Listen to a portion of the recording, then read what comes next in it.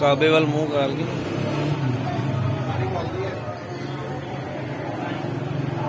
Gutter का ढकना खोल है, वो नहीं पड़ा हुआ।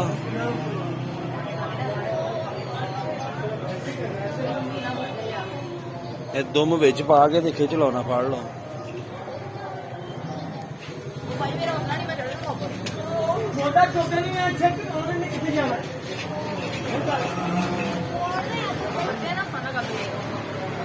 और फिर बस ठीक है इधर।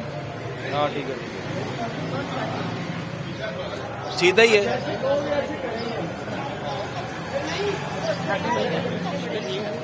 हाँ बस बस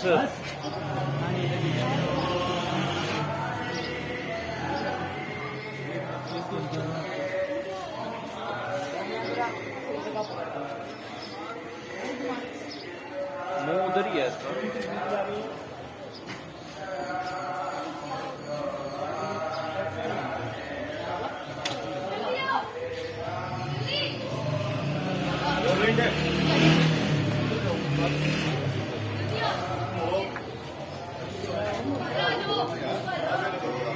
पीछे आ रही है तो भी तेरी साइड पे कर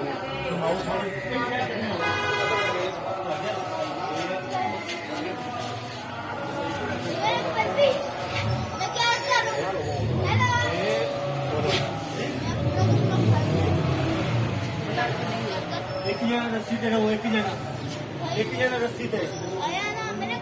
अच्छे आ जा रस्सी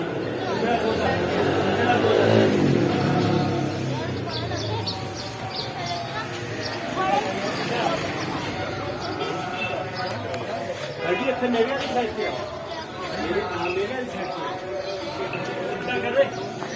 भाई भागता हुआ हम आए।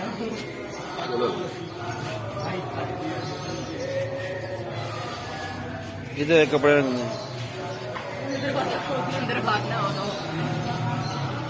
वो पकड़ा गया, बांधा हुआ।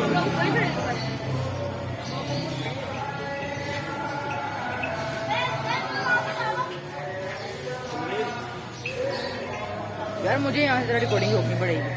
ये वाला बनाया मैंने खुद रोक दी अपनी, ताकि दौड़ सके। हाँ ये साथ है ना गाड़ी